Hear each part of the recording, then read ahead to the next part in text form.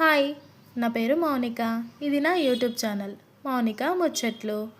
ప్రయాణాలంటే కేవలం కొత్త ప్రదేశాలే చూడడం కాదండోయ్, మనల్ని మనం కొత్తగా ఆవిష్కరించుకోవడం.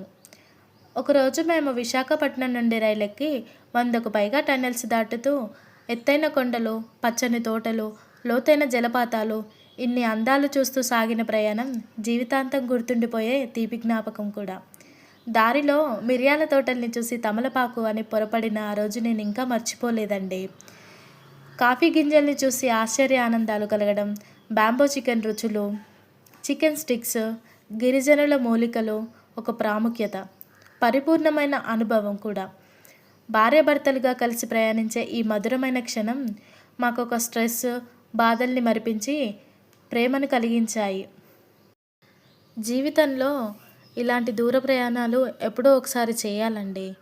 లేదంటే అలాంటి రోజులు తర్వాత మనం ఎప్పుడనుకున్నా రాకపోవచ్చు కదా.